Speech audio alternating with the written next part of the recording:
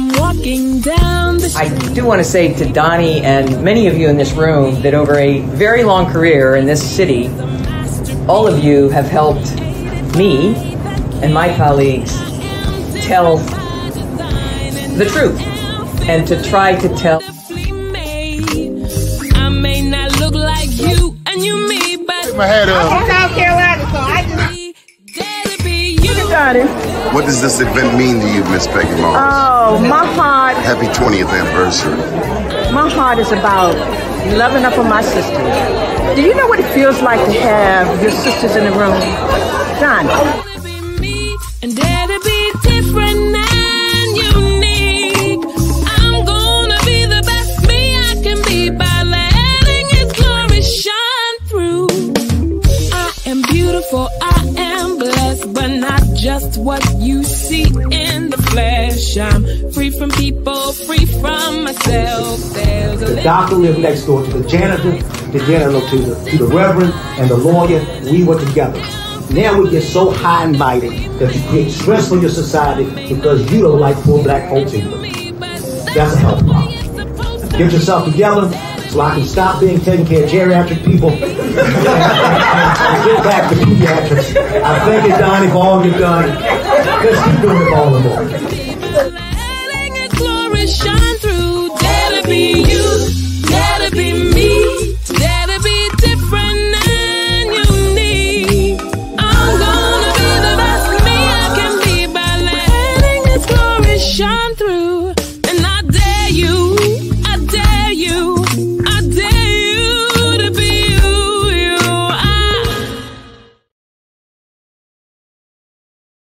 First name's Doni, last name's Glover, in it to win it for the long haul, baby. All right. So here we go. What's the date? 23rd, Wednesday.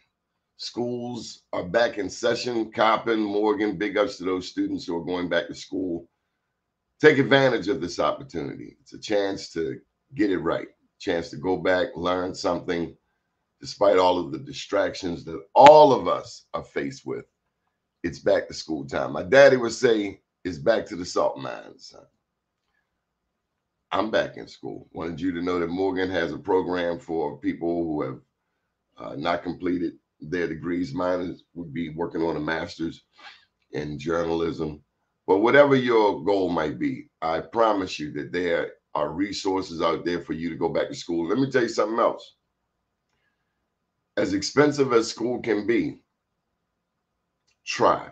My dad used to say, get out there and try. If you get out there and try, somebody might see you and help you, but you'll never know if you never try. So we've been giving away these awards, and the purpose of these awards is to remind people exactly of that, that if you get out there and try, this is from 2017, the lady didn't pick up hers, but if you get out there and try, that's why we give these awards, because you know, it's tough out here for an entrepreneur.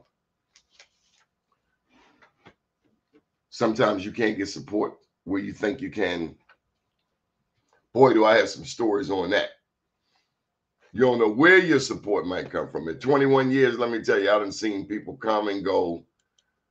But if you believe in something, just stick with it and your help will come. The money will come, the resources will come. Just follow what the good Lord put in your heart to do. So if the good Lord put it in your heart to go back to school, I suggest you go back to school. Try. There are affordable ways to do it. And there are scholarships. There are grants. I got a delegate scholarship. Did you get one? Did your kids get one? Did you get one for somebody in your family? The state senators have scholarships. Did you know that? 841-3000. Find out who your state elected officials are. Reach out to them and get yourself a scholarship. There are plenty of scholarships, plenty of resources out here. One of my favorite things at the end of the year is to see how many people have, how much money students have gathered. You know, they do these graphics and say, little Johnny got $1 million in scholarships. That just warms my soul. I don't know about you, but it warms my soul. It makes me very happy to see that students, our young people, 17 years old, they've been out here working, filling out applications, filling out opportunities for scholarships. There's scholarships all over the place. Better put this thing on mute altogether. I was waiting on a guest, but my guest didn't show, so we got a replacement guest until we get to 9:45, and then we'll be talking with Mr. LaRon Finney about the second annual Met Gala here in Baltimore. They had a press conference yesterday. But getting back to school, whatever your dream is, if it's entrepreneurship, I'm even signed up for a class. I think it starts right after this show. There are lots of opportunities for us to improve ourselves, to better ourselves. One lady put on her Facebook page, you have to be stretched. You have to be stretched out. I really want to ask her, what do you mean? But I presume it means you have to go all the way in. You have to expand your rubber band if you're going to improve. And we should all be working, I think, on improving ourselves, whether it's going back to school, taking a class, walking. Was walking with a friend of mine. There's so many health challenges that we face. I'm 58, and I know people who have dropped at 50, 45, massive heart attack, stroke. So we got to take care of our health. Got to eat right. I should talk because I love me some ice cream. But the point is, we got to make sure we get those vegetables, exercise, and all those good things. Orioles looking pretty good, aren't they? Best season they've had in a long time. Ravens, 2 practice games down, 1 more to come. And then we get to the live season. Should be a very fascinating season. We got some good receivers, including Odell Beckham. We'll see how Lamar handles it. Now, all he got to do is just put it up there, and Beckham will do the rest. At least that's what it looks like. Special thank you to the people who sponsored tonight's Black Wall Street. We have a Black Wall Street event tonight. Let me just give you some of the details on that. One of our honorees is Mr. Chris Lundy. Chris Lundy is the Minority Business Enterprise Chief for the city of Baltimore. We also have a young man who I just met virtually this week, recommended by Mr. Jim Peterson over at M&T Bank. And Brandon has created a nonprofit for young professionals here in the city of Baltimore. So we're always excited when our next generation are out there, when the members of our next generation are out there doing good things in the community. So if you don't know, Black Wall Street Baltimore is tonight, Wednesday, August 23rd, 6 to 8 p.m. at Terra Cafe over there with Mr. Terrence Dixon. The link is Black Wall Street Be More on Eventbrite. Black Wall Street Be More.eventbrite.com. We also have, let me just read the list of honorees. That probably would be simplest. Talk to Susan Smallwood. She's got a grandiosity event. Okay, that's coming up. Pamela McMichael. She's an RN. She started a healthcare company. We also have Dr. Dennis Osar Winkler Jr. Calls himself Baba. Maurice Good. I used to work with Maurice here in Sandtown. Maurice worked for the Youth Build program after spending some years in New York City working. Charlotte Nader. She heads the Main Street. I think she's the interim director. Also, Grace Love. She created Poets for Dinner. You know, despite all of the negatives that are painted about our community, there is a lot of good. There are a lot of people doing wonderful things in the community, and we should know about them. I mean, if all you watch is Fox, then you don't know Baltimore. If all you watch is mainstream news, you don't know Baltimore. That's why we have this platform. We have slots available. If you would like a show, just email me, Doni, D-O-N-I, at bmorenews.com. We created blackusa.news back in December 2020. The pandemic had hit us. Interviewing had been constrained. And so we finally learned how to stream. StreamYard is very simple. We get to stream to Facebook, LinkedIn, Twitter, and YouTube. Our YouTube following has gone through the roof. Sometimes I don't know about FB.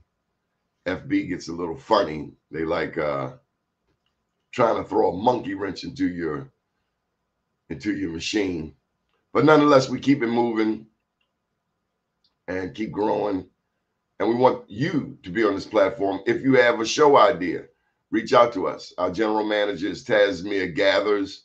She's been with us from the very beginning. She and I met working on the Harlem, with the Harlem Business Alliance, working on the Black Business Empowerment Commission. It was a national commission that came about also during COVID. And we would have weekly calls with people from around the country. And as that season ended, we took that same idea of the weekly correspondence and created this network, blackusa.news. So Tasmia Gathers will be joining us momentarily. She's no longer in New York. Tasmia is right here in Maryland. Her husband, Fregis, and her babies. Eli, who is the youngest host ever. He's 2 years old, right here on Black USA. And then also Chloe, that's the newborn. She's 5 months old. So we'll be talking with Tasmia in a minute. But we have other shows like Beverly Smith down in Washington, D.C. She'll be, I think she's changing days from Sundays to Wednesdays. Also a show that is ever so popular, Date 'Em All Sis, with Erica Alston Buck, her and her interesting self. We also have, what's the show? Just crossed my mind. Oh, Doug, he comes on tomorrow night. Doug Blackshear out in Oakland, California. How you doing? I was calling to see if you wanted to join us today. Good. I'll send you the link. I'm on the air. All right. What's the topic today? The topic is you. So sometimes your guests don't show up, despite all they say that they want to be on the show. But the show must go on. And that's what we're going to do. Again, at 9:45, we have Mr. LaRon Finney, who will be joining us. And he'll be telling us about the Met Gala. If you get a chance, do pick up a copy of I Am Black Wall Street. This is my 2021 book. Not a long read, but full of information. I guarantee. Matter of fact, if you don't learn something after reading this book, I will personally give you your money back. Because I know I darn sure learned something. Mike Randolph, one of our many viewers from around the country, down in Tampa, originally from Sandtown. Good morning to you, Mr. Michael Randolph. And so, again, I just want to reiterate, it's back to school time, back to the salt mines, time to get it popping. Make sure that we're working with the kids. Baltimore Collegiate School for Boys on September. Let me see if I can find that piece of news. And all of this is on bmorenews.com, the news before the news. The Baltimore Collegiate School for Boys is looking for men to step up and come over and help with the back to school efforts on September the 5th. So that's next Tuesday. Join Baltimore Collegiate School for Boys annual welcome back to school handshake. Now, it's 7 o'clock in the morning, so I have to get up early. I'm going to get over there and then get back to the studio. Calling all men, come celebrate our collegiate gents as we welcome them into the new school year. Show them positive male role models and the strong village of support they are surrounded with. And of course, that school is headed by Edwin Avent, a member of Black Professional Men that I've known for some time now.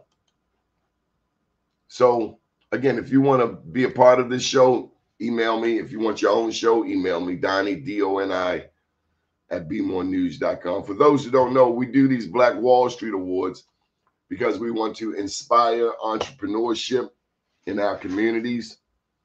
And we also want to help preserve little-known history. A lot of young people today don't know about a little Willie Adams. They don't know about Tom Smith, who was the largest Black hotelier, not only in Maryland, and this is in the late 1800s, early 1900s, not only here in Maryland, but nationally.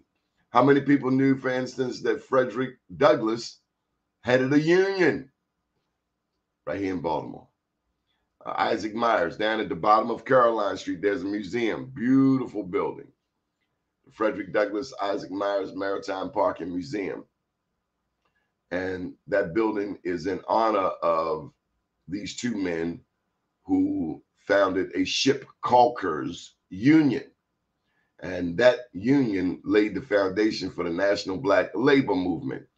And some of you would know that by a man named A. Philip Randolph. A. Philip Randolph headed the Porters Union. The Porters were the people that worked, black men who worked on the trains. I guess some were women. Yes, you're late. We're looking for you. I did send you the link, man. All right, I'll send it again. Look at Gmail. Okay. I know darn well I sent the link. So we're going to send it again.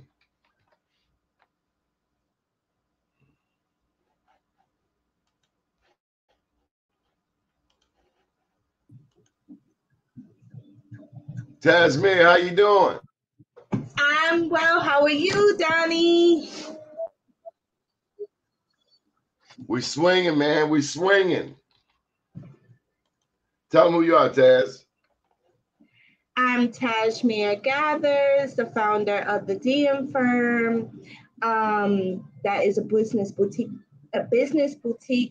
business development firm that allows entrepreneurs to have some strategy around business development. We curate events and we do project management. And you want to, I understand that you are no longer a New Yorker. No, we relocated to Maryland about 2 months ago. And how's that working out for you? We're loving Maryland. Maryland is giving us like city vibes, but also some small community vibes, which is totally different from New York. It's not as loud. We get some green space. My kids love Maryland. It's less stressful here compared to New York City. So we're really enjoying it. How so? How's it less stressful? Where can I start? New York City, as we know, New York City, as we know, is a city that doesn't sleep, but it has recently been seeing a lot of challenges compared to the past. So I was just told that the train fare went up. And when I left, the train fare was $2.75 one way. Now it's almost $3. Rent has gone up like crazy bananas, like any other city. Also, there's a high population of folks from Ukraine and also folks from mayors from Texas have been shipping immigrants from Texas to New York City. So the city is like completely overpopulated. Schools are overpopulated. All the social services that people once had access to, they don't have access to it as much anymore. They're taxing everything is super high because the city doesn't have enough money to pay for both the immigrants from Ukraine and the folks from Texas that are coming over from the border illegally. So it's just like the wild, wild west happening in New York City right now. So Taz, tell them about this network. What does this network, blackusa.news, mean to you?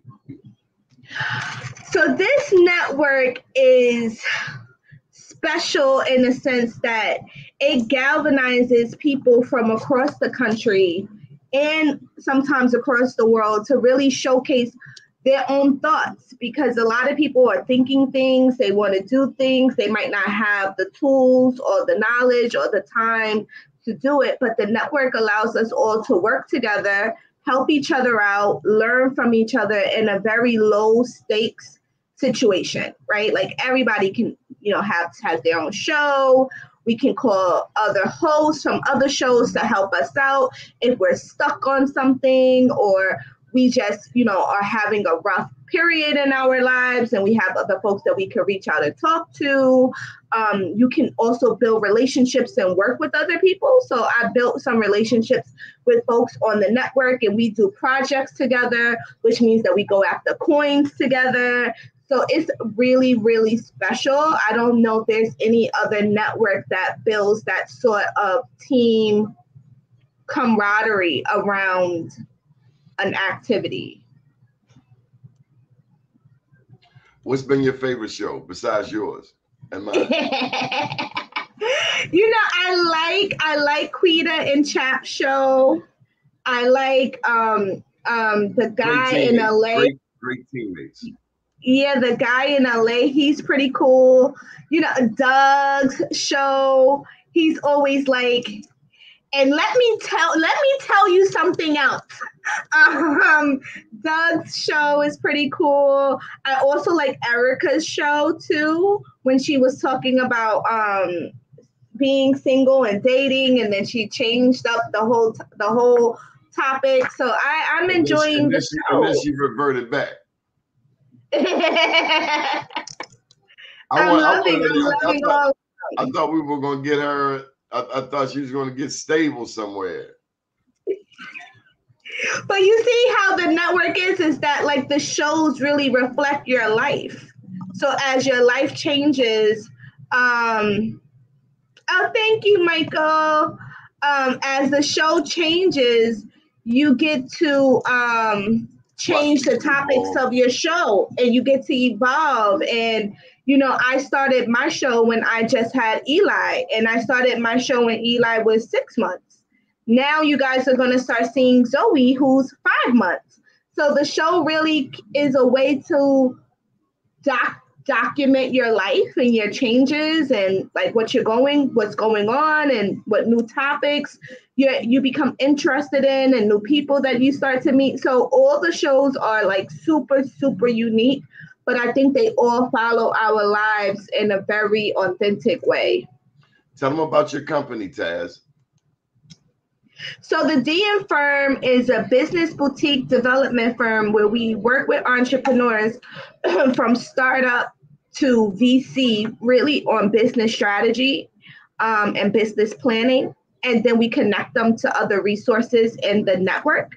But we also work with entrepreneurs in a way of creating curated events. So we now do 2 flagship events. The Brunch Pitch, which is a pitch competition for Black entrepreneurs to be able to come out and pitch their business ideas. And they receive feedback from judges, and they also receive feedback from their actual pitch. And then we have a new step up from the Brunch Pitch called the Culture Pitch, because what we learned is that Black entrepreneurs don't have robust networks in order to raise money to move their business concept or their business strategy forward. And so our way of working with that is allowing entrepreneurs to come out and pitch their crowdfunding campaign.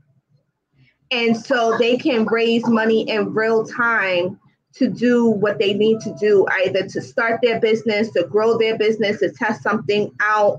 So super excited about the Culture Pitch.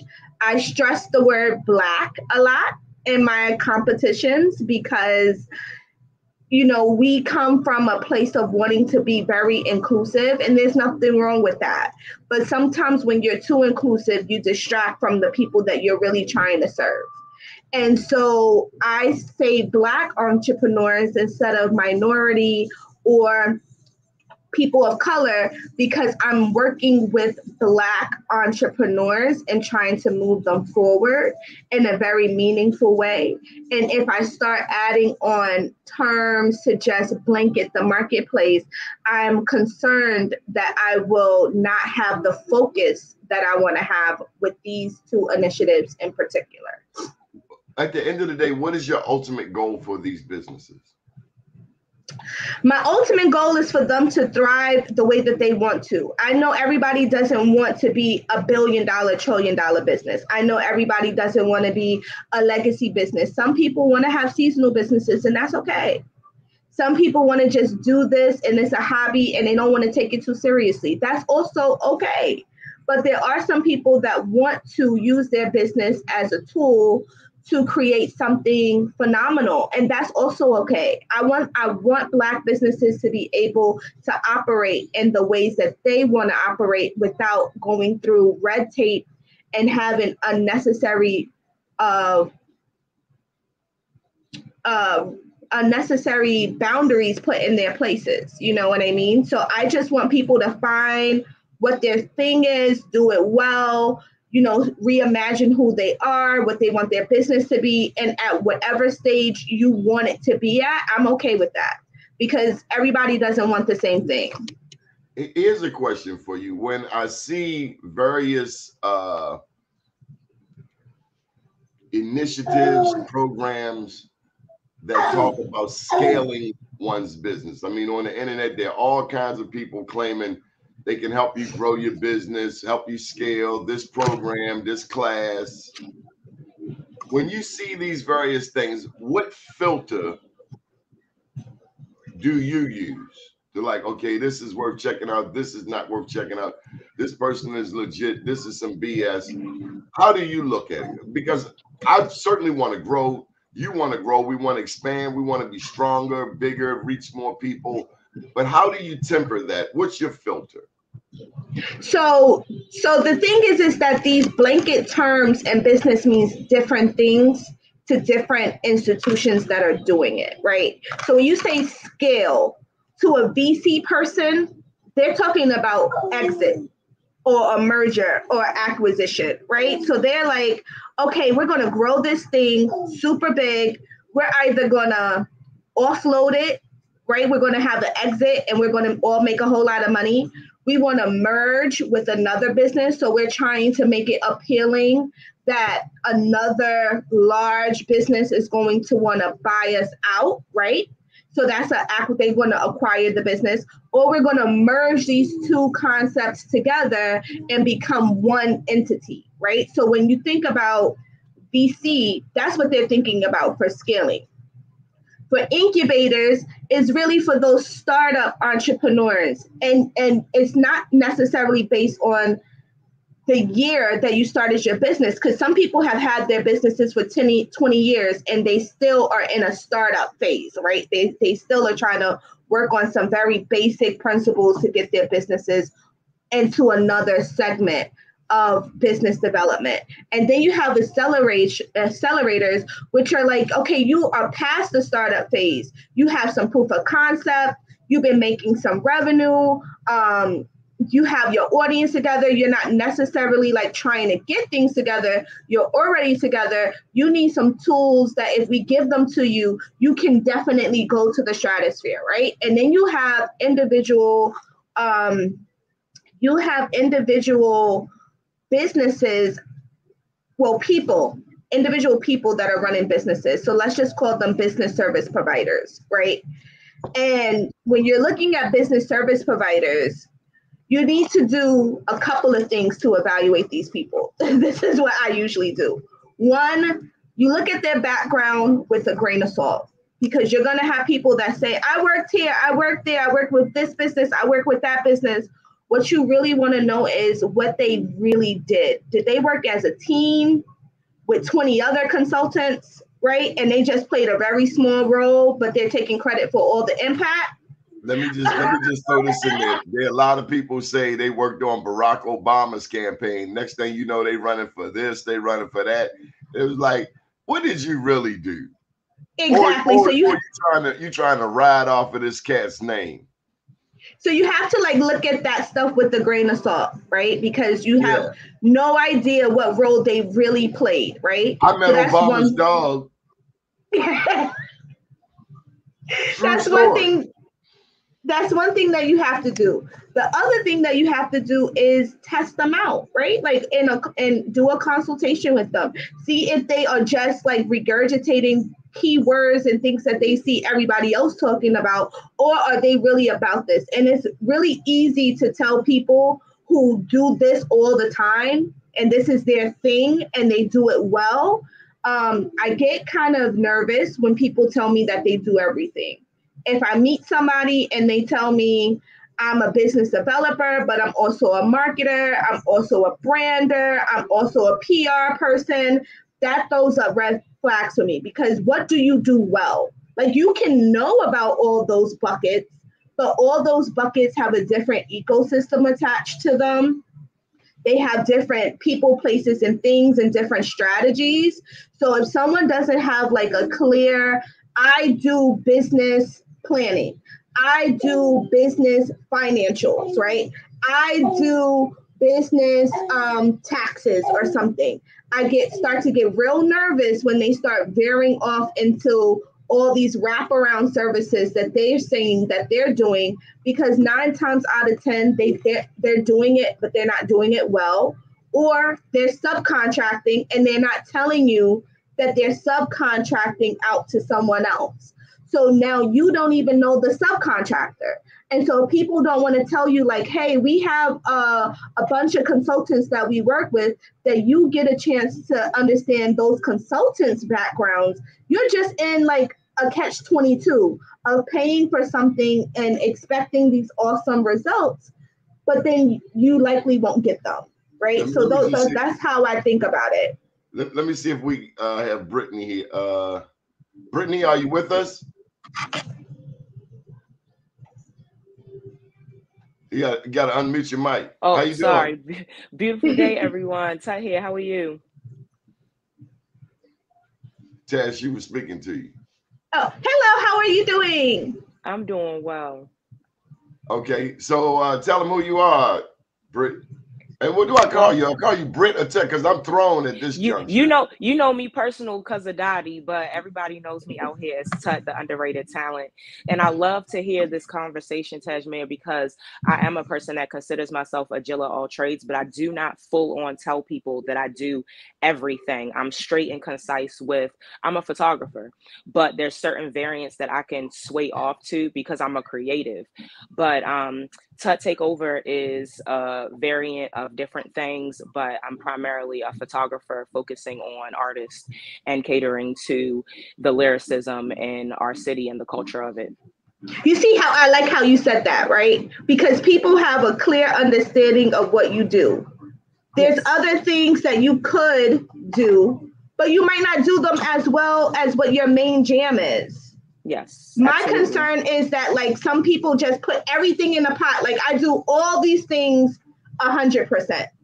And it's like, do you really though? Like, what is your real thing that you really, really, really, really enjoy doing, and you know that you do that really well? Because I understand. In the business development world, sometimes you get concerned because people are just trying to give you a higher check. They're like, hey, you got to pay me $10,000 because I'm doing all these things. But then what if you're the only person doing it and you get hit by a bus? Okay. Right? Like that becomes my concern. And then sometimes, not in the creative space, in the business development industry space, because creatives, you guys can sing and dance and rap and pull different pieces together from that creative piece. But when things are very technical, like someone is telling you, I do your taxes, but I also can do your graphics. Yeah, that doesn't blend to me. That doesn't blend to me. That you get what I'm saying? That is like, okay, do you do taxes or are you a creative? That becomes really complicated, and entrepreneurs are getting taken advantage of because people are mixing in all these different worlds of different things that don't really go together, but to someone who doesn't know, they might think it goes together. They be lying. They straight be lying. That part. Post COVID, I feel like a lot of people after the pandemic wanted to grasp on to anything and everything to get a quick dollar. So it's not about turning over a nice service. It really is just the matter of, just like you said, I'll do your taxes, but I'll also do your graphics too. It doesn't make any sense, but any way for them to get some sort of coin, not a consistent client, but a customer, that'll work. But to people like you and I, if you tell me you prepare taxes, I want to hear something following up where I'll help you plan your business, or I know how to do business proposals. That will help out a lot more than I can help you with your graphics. Mm-hmm. Hey, Taz, we hear them babies. Them babies ready to come on the show. Yeah, they're watching Gracie's Corner, and I often have to tell them that Gracie, mom has to come pick her up so she could go play with some other kids. Because if not, I'm on Gracie all day long. I'm tired of singing these kids songs. I'm like, I'm over it. Taz, how's that working out? Being a mom and being an entrepreneur. I mean, and big ups to Freegis. I mean, Freegis, you know, he's always gonna be my hero. Brittany, Freegis is her husband, and they just moved their family and businesses to Maryland from New York. So she's one of the people that you will meet. Taz does a business pitch competition, and we have to get out to one of their events. But how can we plug your business, Brittany? You can follow me at Touch Shoots on Instagram, but if you don't have an Instagram, I am on touchshoots.com. If you're interested in learning more about TTO Cypher, the platform for lyrical artists in Baltimore City, that is on TTO Cypher or youtube.com at TTO Cypher for you to do any of them. And when it comes to Touch Shoots, I cater to event spaces, parties, portfolios. If you want to build your brand, I help all of that, headshots, all of that. Just reach out to me and we can do business. Every business person should have a headshot. Yes. And if you have a brick and mortar business, you should have professional shots of your business and what you sell, your products. One of the things we ask for when people get these awards is their bio. How important is a bio, Taz? A bio is a way for you to continue to market yourself, to let people know what you do, how long you've been doing it. It's a way for you to also be a little cocky, you know, and shout yourself out with all your achievements that you've been able, things that you feel are going to have someone say, I need to get to know you a little bit better. So Brittany, what kind of clients, what kind of customers are you looking for? And I like how you said clients first. So I'm looking for clients, repetitive offenders, repeat offenders, where it's normally brands, artists, entrepreneurs, business, corporate that I'm looking for to engage with, people that have a clear vision of what they want. And if you don't have a clear vision of what you want, then that's a perfect conversation to have, because I can help you brand and build your business. Being in the entertainment world, I know what it's like to brand yourself properly and the way that marketing and analyzing and algorithms, all that looks. And if you're just solely basing your professionalism off of your camera phone, that's not going to work in an industry where there's a lot of people that have photographers on their staff right now. So I help with things of that nature. If you need the headshots, I can do that. If you need the things your photos put on your flyers for your next event, that's even essential too. A lot of people try to get away with doing everything themselves, but sometimes you need that person that can align you with those things and is, what's the word, that's professional in what we do. Mm-hmm. And takes it serious. I'm very big on the look and the feel of somebody's company. Mm-hmm.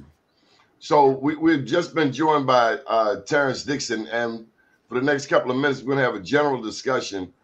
Terrence, you posed a question that when it comes to dealing with these various experts who say that they can help your business, your first question is, boom, Do they own a business? Have they ever owned a business? And I think when we think of when I think of elected officials, that's a big question I have too. Have these elected officials ever owned a business? Because how can they help a business when they've never really walked in their shoes? You want to touch that for me, Terrence? Well, you want to know what, Donnie? First thing, good morning, everybody. Chef T. Terrence Dixon, Terra Cafe, Terra Loft Consulting. And I'm just jumping in. I'm not familiar with everybody I have in front of me. All right. So let's go around the horn. Tazmir, you want to introduce yourself? She's on mommy duty and she's an entrepreneur. And Taz, we always welcome babies on our platforms at our events because Terrence knows he's got. I mean, you got 18 children, Terrence. No, I got maybe about 300 children in the city of Baltimore. Yeah. So if you're an entrepreneur and a parent, everybody blaming them, I'm claiming them. Okay. They mine. Taz, you want to introduce yourself? So I own the DM firm, which is a boutique business development firm where I focus on business strategy from startup to VC. And then I also provide entrepreneurs with connections to different people in the ecosystem.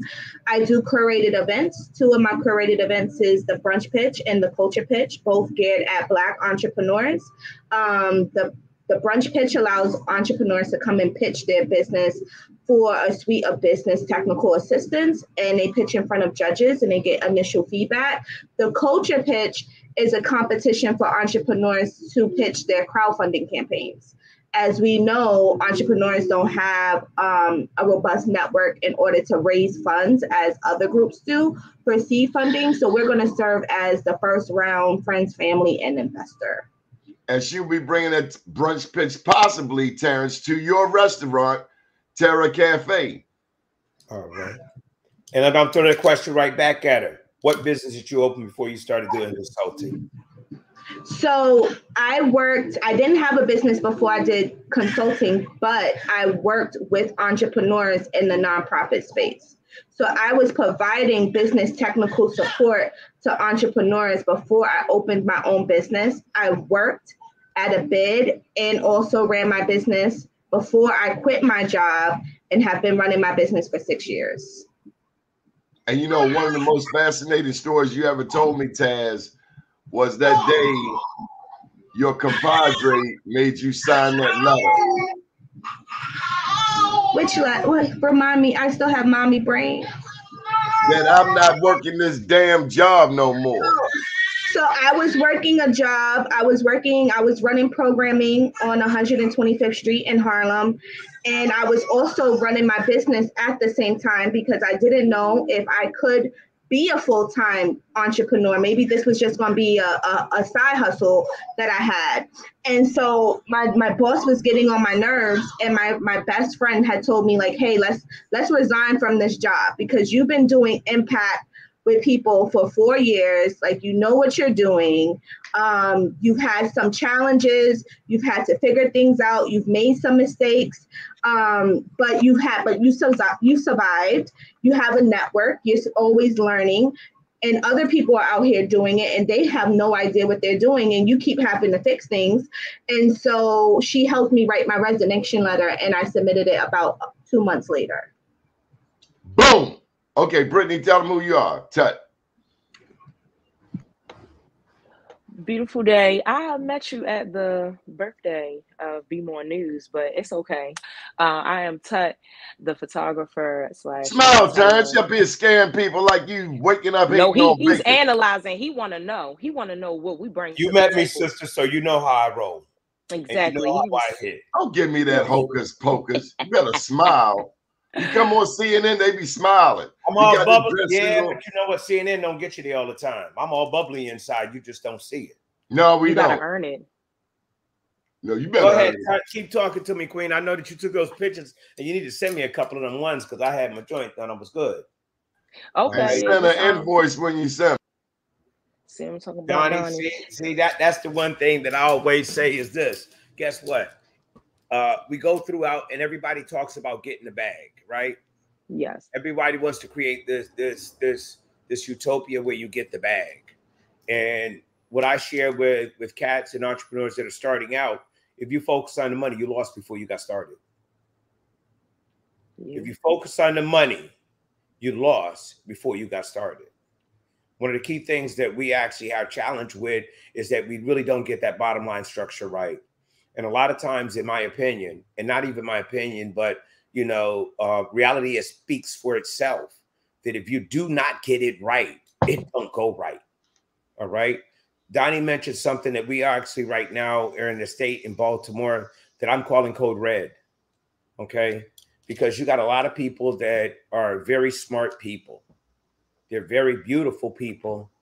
Hey, little mama, look at her. Look at her. See, that's her why.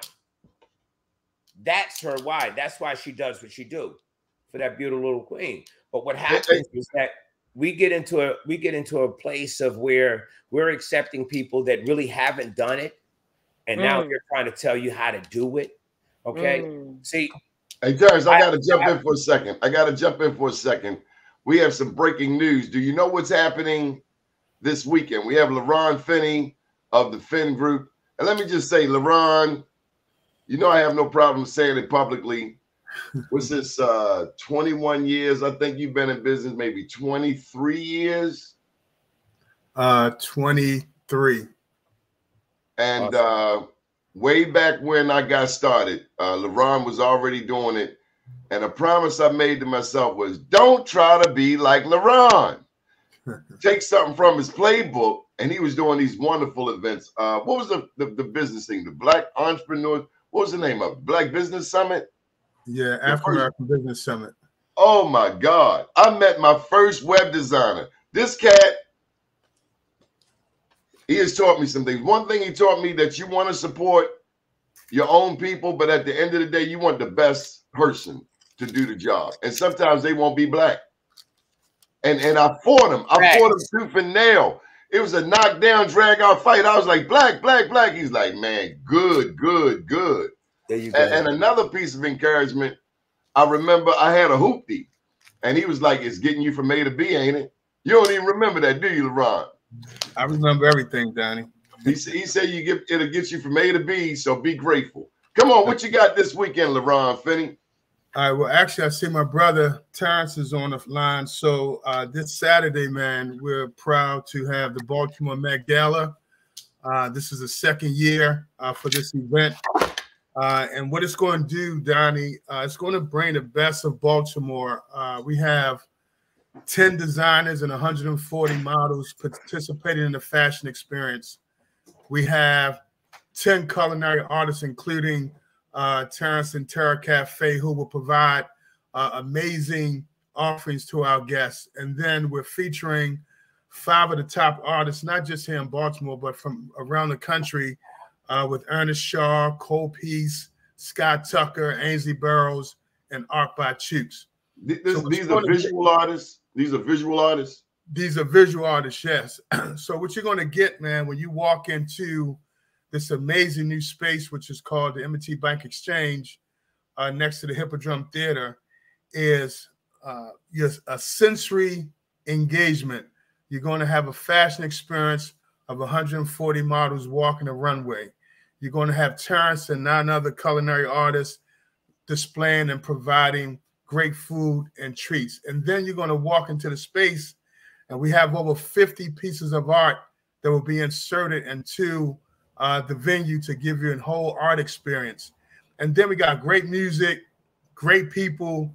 It's just going to be an amazing event, and we're doing it to raise money for Park Heights Renaissance and the George Mitchell Award that they do there in that very important community. So LaRon, what's next for you? I mean, what's next? Atlanta, Baltimore, England, Toronto. What's next? Oh, by the way, for those who don't know, this cat has been producing jazzy summer nights for as long as he's been in business, and has provided us some of the greatest talent in the country right here in Baltimore. One of my favorites, of course, is Raheem Devon, but he brings some go-go music to town. Who hasn't been to one of LaRon's events? What's next, LaRon? Well, I appreciate that, Donnie. So, I mean, it's been a busy year, man. And going into 24, I'm prepping in Atlanta for the World Cup.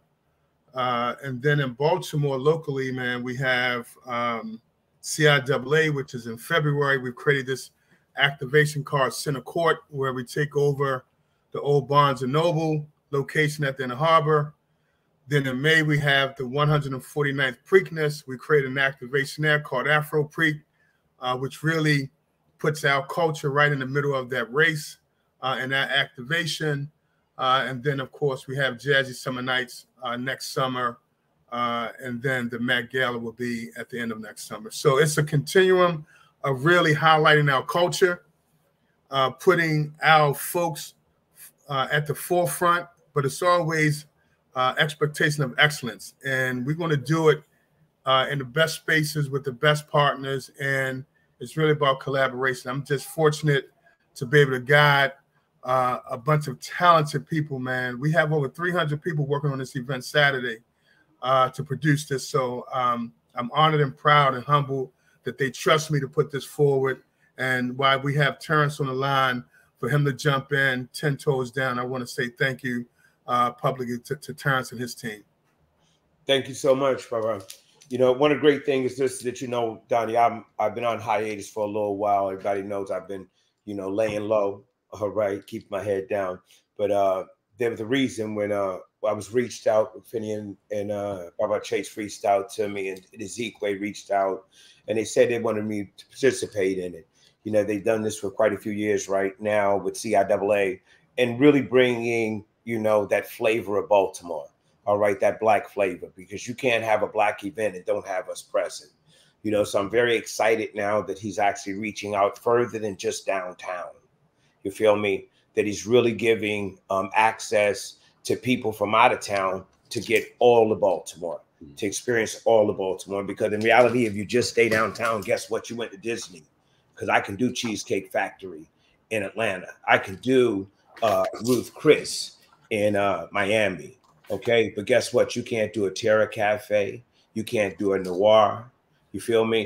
You can't do so many other restaurants and energies that here in Baltimore that really create a memorable moment. So I'm very thankful and humbled that they invited us down. It's going to be a great event. You know what I mean? It's going to be like a thick sandwich. You're going to have these fashion rolling through. You know, Shaw's going to tear it up with his pieces in there. Okay. And you got the hitters. You know what I mean? You got the three hitters. You got Ezekiel, you got Finney, you got D Chase. All right. That's three the hard way here in Baltimore for what I've seen so far. Let me get a word in here. Well, you don't get me started, Danny. You always so I'm very humbled and thankful. All right, that Black culture is still screaming loud that we're here. Hey, Terrence. Yes, sir. Okay, here we go. So, LeBron, I want you to take me back to 2005. 2005, late August, there was Hurricane Katrina. And your team pulled together a effort to help the victims of Katrina. I remember Marcy, but I remember the building was what's that down on Guilford Avenue? Yeah, the old Hammerjacks. So Donnie, everything we do, man, we thread it through making sure we empower the community. So that event, we were able to aggregate all of the promoters and event producers within Baltimore and the surrounding area to come together, bring their networks. And we filled the tractor trailer and sent that to New Orleans during Katrina. And even what we're doing with the Baltimore Met Gala, we're recognizing individuals and organizations that are making impact here in the city. So, you know, Congressman Nfume, you know, providing over $30 million in earmarks, $600 million during the CARES Act. Reverend Al Hathaway, what he's doing with the Thurgood Marshall Amenity Center, Yolanda Jiggets and Park Heights Renaissance, F.T. Burden and what he's doing for family and youth. And then we're going to give Darren Atwater a Lifetime Achievement Award for 25 years of Soulful Symphony. So he's like the first Black man to get some real shine at the Baltimore Symphony in a majority black city where you see hardly any black people in that whole mix. So we're very intentional, man, that if we're able to touch a bunch of folks, man, we have to activate them around key issues. So you're going to walk in Saturday like you walk in Jazzy Summer Nights or any of the activations that we do, but we always have a focus on putting black folks in position to make money, putting black folks in position to utilize their services. And I made mention at the press conference yesterday that this entire event on Saturday, man, is produced by Baltimore brothers and sisters. We didn't go to DC, New York, or whatever to bring talent in. We're curating it. Our vendors, our food, our artists, our talent. It's all black folks, man. Why is that important to you? And I know it's a silly question, but you've been to other cities, and I've always shared with you how I like the cats in New York. They stick together. But I hear you saying we got that same love, that same rhythm right here. Well, it's important because I'm using the best folks to bring the services. They just happen to be black, right? And, you know, I'm a firm believer that we are sometimes our worst enemies, man. We let other people keep score for us. We let other people dictate what our capacity and sustainability is. And I just feel like when we get on these platforms, I want them to see. So when the folks at the Hippodrome and the M&T Bank Exchange building, they just put $20 million in that building where we're going to be Saturday. We're the first event to be in that building, right? So really, yes, we're the first major activation. Give them a round of applause, y'all. We're the first activation in that space, and I say that to say they see how we're walking through at walkthroughs. They see who's leading the culinary. They see who's leading the art. They see who's leading the fashion. It's us. And we're collaborating with them, but it's all the best that we have in our community, man. And I think that should be the basic foundation of how we move as a community. Use each other, hold each other accountable, that excellence is the only criteria that we're going to stand for. But again, our ice is just as cold as anybody else. We commend you, LaRon. Tasmir, did you want to say anything? Now, Yeah. LaRon, just so you know, Tasmir is our general manager. She's a new mommy. This is the second baby and our second youngest host ever of the show. Come on in, Tasmir. This is my ace from Brooklyn, New York. She's now in Maryland. Hello. Hello. Good morning. Good morning.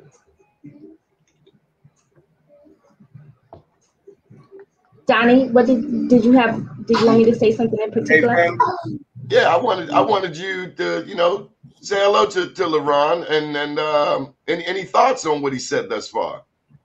I think it's awesome. I'm super, super excited. See, the one thing that I took when I was coming down to Baltimore to visit and thinking about where I wanted to relocate to was the blackness that Baltimore has. I was so concerned about going somewhere and not having that culture there, and being too suburban. And I felt like, oh my gosh, if I'm going to move anywhere, I got to move to Maryland.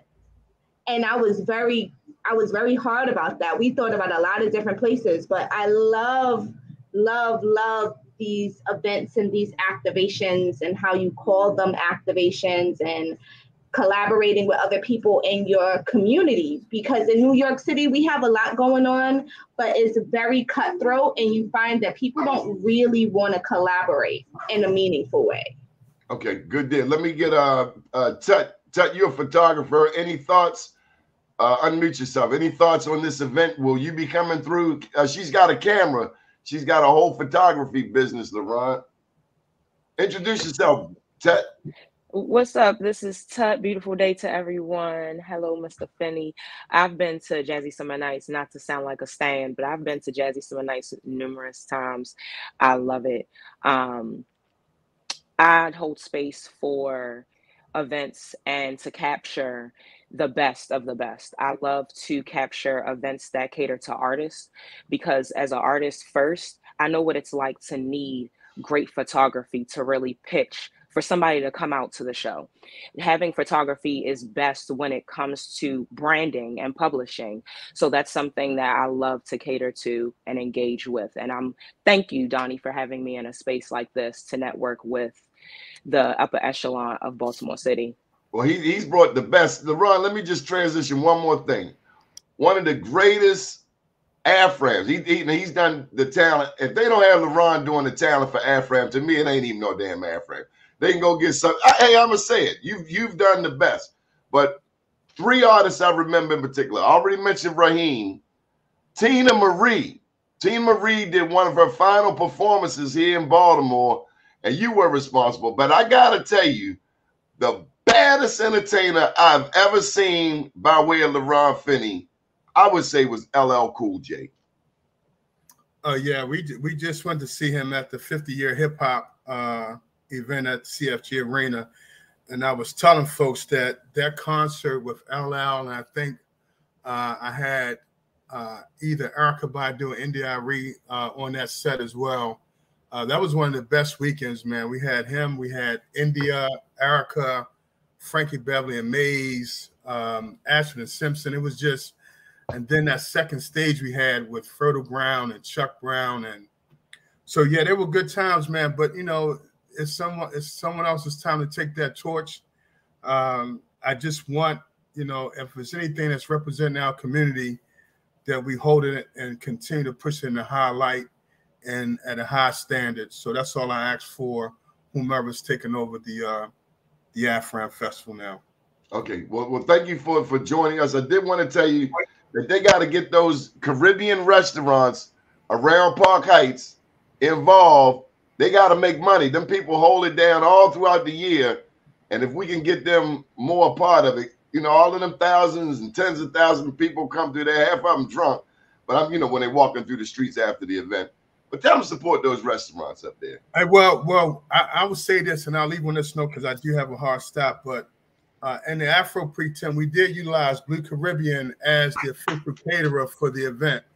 And I would just say, man, that, you know, it's a heavy lift to prepare and get ready for that Preakness event. So what I'm working with Yolanda Jiggets and Park Heights Renaissance is just to help these restaurants scale and be able to, you know, Deliver. because there are no guarantees. This You know is what? the thing. Yeah. This is the thing, man.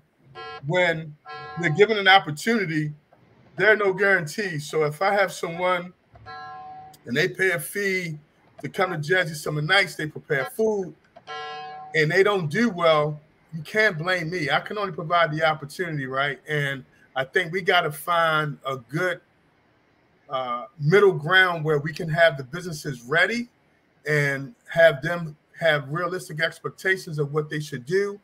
And then what I'm going to do with Afro Pre, so that they're not trying to prepare for 40,000 people, we're going to select 5 to 6 restaurants to participate in Afro Pre where they can prepare for 1,000 or 1,500 people.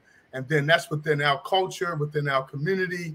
And I think that's the way that we can integrate those local restaurants in Baltimore, specifically Black and Caribbean, to participate in Preakness. Hey, Baba Finney, before you go, he's got a hard stop. All right, give me I can't get a word. I can't get a word. Yeah, first thing I want to shout out to Justin Holland, the curator, is going to be the man that's going to be leading Terra Cafe at the Met Gala. But then also, if I could just share a little bit, because I did have an opportunity to participate in one of the first Preakness that they actually brought Black businesses into. And what I would ask for us this time is that if it's possible, all right, that we get some of the Black restaurants on the inside this time. You know, when I went to the first one, they didn't, you know, we were just on the outside, and they really pitched it as being our event, but we weren't any of the main caterers on the inside. Okay. See, that's a better fit for us. Okay. He's got to go. I want to thank you. But I'll say you can't finish my question, Doni. No, Terrence, Terrence, this is time. We're already over. Okay. Yeah, Terrence, you're right. And we're putting that into consideration. So I appreciate that feedback. But Doni, thank you for the opportunity, and look forward to seeing you on Saturday.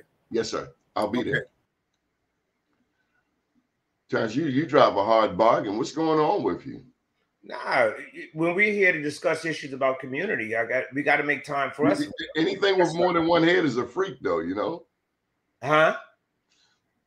Okay. So let's go around the horn. Let's plug your business one more time. And we're going to plug yours, Tasmia. And can anyone follow up? Can anyone follow up with me about this?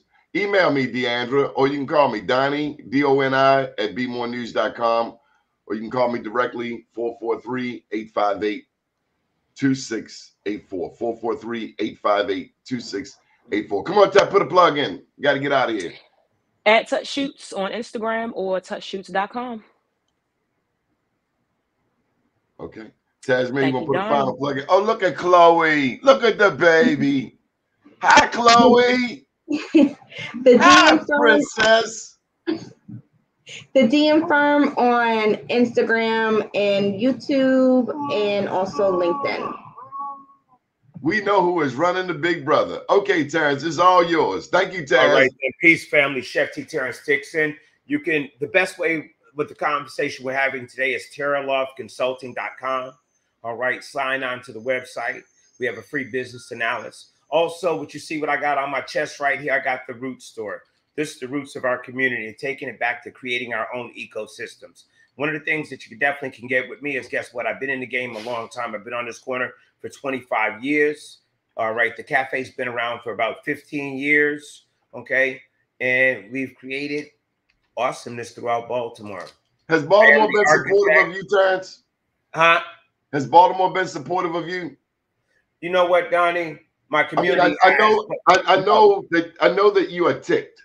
That you built, you spent damn near $500,000 building up the back for live entertainment and alcoholic beverages. And then some pilgrim comes along and throws a monkey wrench in your machine. And I realize you are infuriated. And tonight we'll be having a Black Wall Street event. We've always had events at your place. We'll be having a Black Wall Street event there. Yes, we will. And we will have Chris Lundy there from the city of Baltimore. So all of that to say that there's help all around. There's what, Doni? There is help, H-E-L-P, all around. But we have to be willing. My address then. Huh? They don't got my address. Yeah, they know where you're at. I mean, I just understood that the bunch of people were at your spot yesterday. Yeah. You know what? Like I said before, is that guess what? My community has always held me down. One of the things is that people that have been elected and put in position have not. Okay. It is real challenging. All right. That when you support people to have to go back at them to say, what's going on? This is supposed to be a fair 1, 2, 3. If I help you, you're supposed to help me. You know, for those that don't know, I'm one of the main architects for the Boost program for all the businesses downtown. And say this again. I'm the main architect for the Boost program that put the 5 Black businesses downtown. All right. And these are the kind of ecosystems that we need to change our community. The next challenge is to put those 5 Black businesses in our community with ownership in mind and not just renting. Boom! We'll be at Terrence's spot tonight for Black Wall Street, Baltimore. That's 10. For those who don't know where Terra Cafe B-More is, it's 101 East 25th Street. As a matter of fact, Taz, we gotta do your brunch pitch. Now that you're here in Maryland, we have to do your brunch pitch at Terra Cafe. I don't know if what you're doing tonight, but bring the baby through if you want, because it is a dynamic spot, and a lot, you know, most people love the fish. I'm telling you now, I want some chicken wings tonight, Terrence. I don't know what's on the menu, but I need some fried chicken wings and some hot sauce tonight. And I want some kale salad. I want some collard greens, and I want some macaroni and cheese. So there you got my order. And matter of fact, you can put in a slice of that cake, whatever good cake y'all got over there. And also some of that iced tea mixy thing you got. Okay, there you go, sir. Hey, Chloe. Hi, Chloe. Say hello. Hey. Say hello. Say good morning. Yes, Terrence, we need to talk because we were planning a brunch pitch in very early stages for November. So we definitely need to talk. Yeah, reach out to me, you know, all right? And if you definitely have a date in mind, I would suggest that just like anything else, we're leasing out the back for birthday parties, weddings, bar mitzvahs, and you can go to terracafebmore.com. We have an awesome new website. You have the ability to actually set up for an event or for just reservations. You can even order online, okay? And then also, Donnie, if I could just share with everybody, the Root store is open, okay? We're out there building the community, and we're not looking to sit at anybody's table. That's archaic. We're creating our own, okay? For all those that are interested into really being awesome in what they do and creating legacies within their family, like I share with everybody, there's always one in a family that has the ability to create a legacy to change your family forever. That one, come talk to me. All right. That's terraloftconsulting.com. Okay. For the consulting.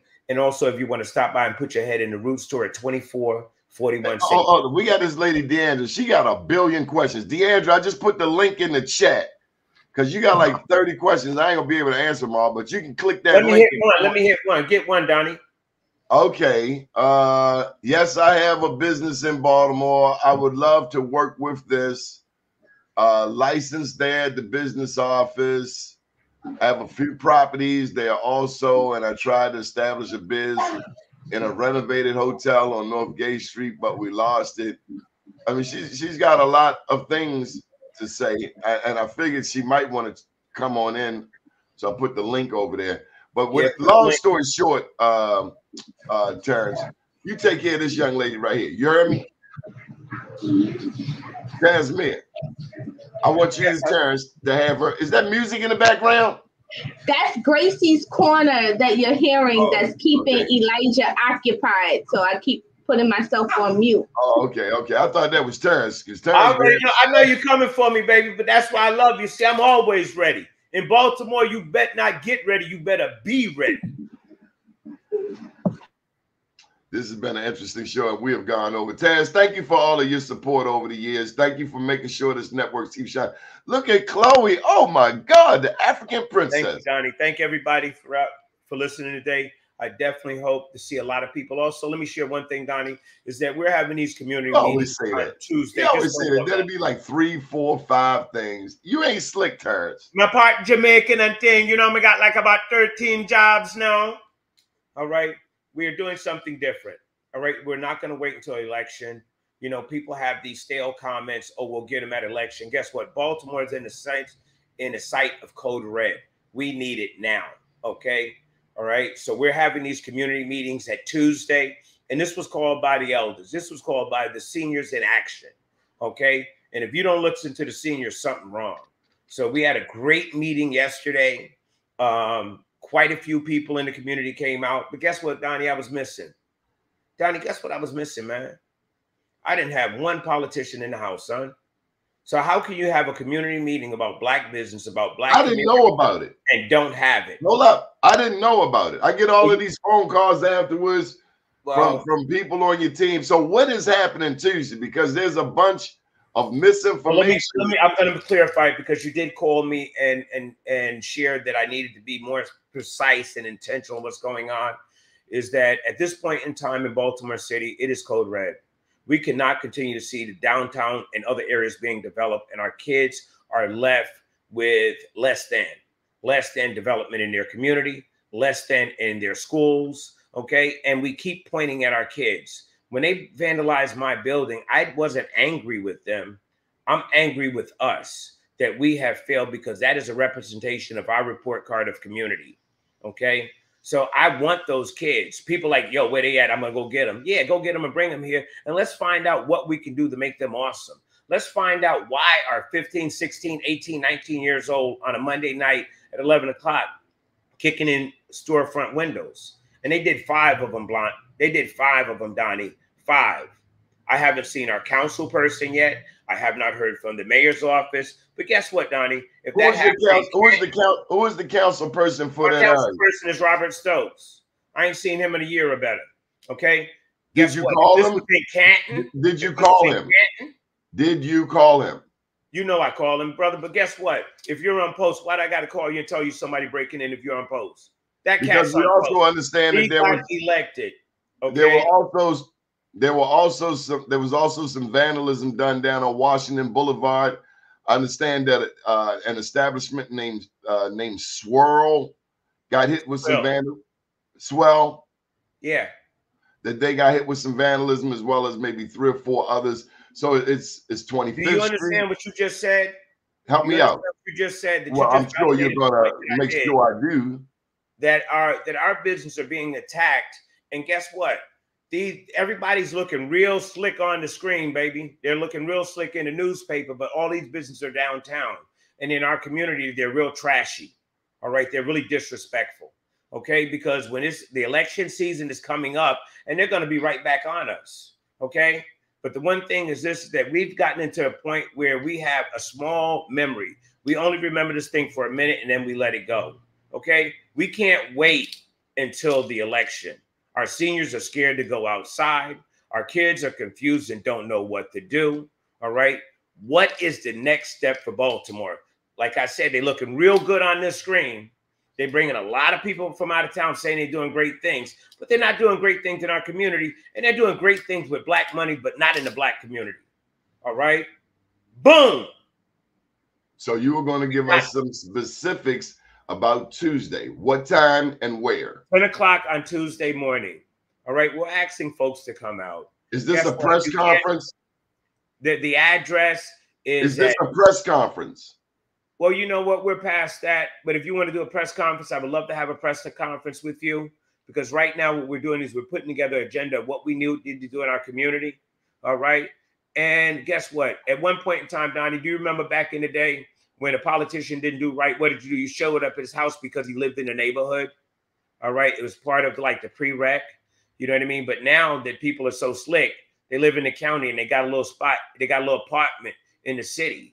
But guess what? If they lived in the city and they had to go to the grocery store at night, or they seen the fear in our elders when they're out on the street, or they see kids that are just wandering around and don't know what to do. See, then now you are part of that community. You can't be part of that community if you don't want to really be here. And you can't be part of that community if you just shipped in. Okay? These are some of the things that we're addressing and really setting a standard of how people handle us.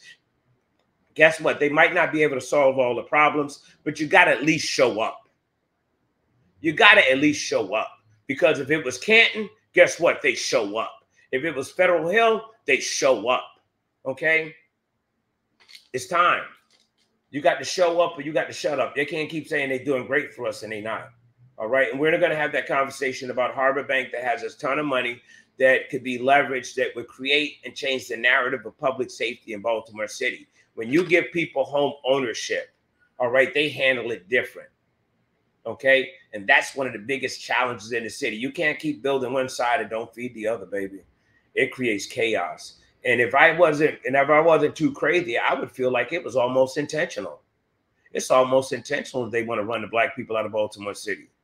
Okay. So let me get Taz in here. Taz, did you see a similar lack of support for Black businesses in New York City? Of course. It's all over the country. Of course. We make up the majority of the population in major cities. We bring the culture, we bring the attraction. But when it comes down to government contracts and really infusing money to sustain businesses, particularly Black-owned businesses, it's just not there. It's so much red tape. It's so much, I don't want to do it. It's not me. It's not me. You guys need to figure it out. And then the parallel propaganda of what they put on the news to discourage people from supporting you is horrendous. It's happening all over. Yep. And I understand you're from Brooklyn. I'm going to hit you with one real quick. Do you remember back at the carnival that they used to have the carnival in Brooklyn? Do you remember it used to start on Thursday and it wouldn't stop until Monday morning? But do you understand what they've done in that community? It's the same thing that's happening here. Carnival starts at 10. when the last float comes starts at 10 on Saturday or Sunday, and it's a few hours. And it used to be an all week. It was a whole. See, New York City has different population of cultures that descend on a particular part of the city. And so that was our Caribbean culture over there. Any kind of Caribbean food that you want from Trinidad, Jamaica, all the islands, they were there, and that was their celebration, and everybody knew it, and everybody wanted to be a part of it. But what started happening was gentrification, if I'm going to be quite honest. They didn't want the loud noise at night. So they shut down the pre-celebration and the post-celebration of the parade and made it into a couple of hours, right? Where it used to be vendors out there. You could go get your roti, you could get your food, you could get your ginger beer, you could have a great time. It was part of the culture that you looked forward to because there wasn't a lot of Black-centric parades in New York City. And so that was the one thing that people would come all over to see artists perform and all of that. And then it got reduced to a half a day event.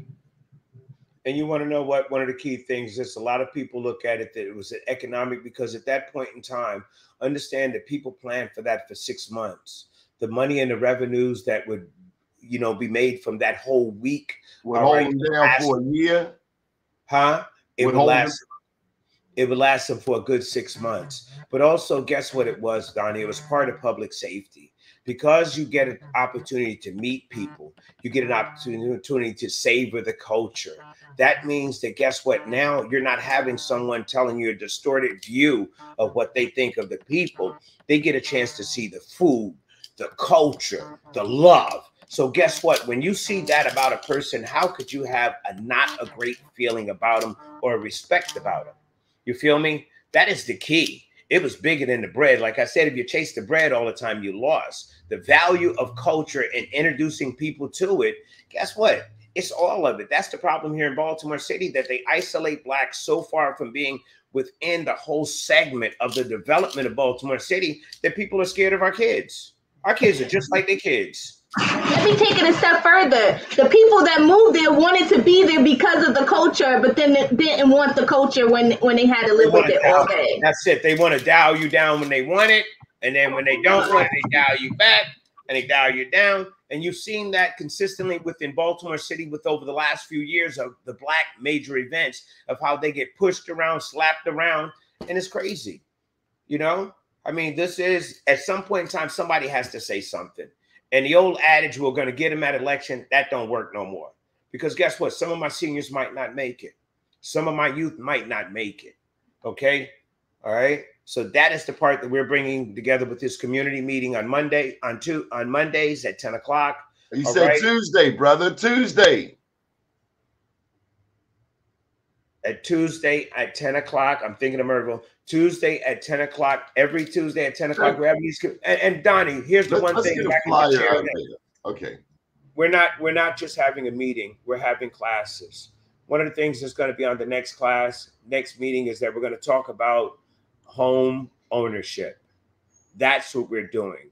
We're building our community. We're going to talk about home ownership. Donnie, did you know there's over $60,000 out here in grants for first-time home buyers that if you stack all the programs together? Did you know that? There's over $60,000. So that means that if we have the ability to take families, okay, and we have the ability to put them in classes, Donnie, and we have the ability that 6 to 9 months, we can position somebody to be a homeowner. Do you understand the challenge that would actually solve in reference to public safety? That our kids are going to act different, that people will clean those front steps with Ajax and a brush again. You know what I mean? That's what's missing right now, is that true essence of community and knowing that you belong. All right? Terrence, we've gone way over. We're going to get up out of here. I thank you for respecting me, and I definitely respect you all the time. I definitely don't want you to feel as though I disrespect you because you put a margin. I go a little bit further. It's the passion in me for my community and our people. Just add some potato salad, some collard greens, some kale salad, some macaroni and cheese, and some chicken wings. I got my I'm own gonna hit you like a fat boy. I'm gonna hit you like a fat boy. I got you. Big country coming up. And a slice of cake. All right. All right. It might still be warm. I'm gonna have to make it fresh. Like I said, thanks to everybody again. Chef T, Terrence Dixon, Terra Cafe, Terra Loft Consulting, and I appreciate you. Give thanks. Give thanks. Good morning, world.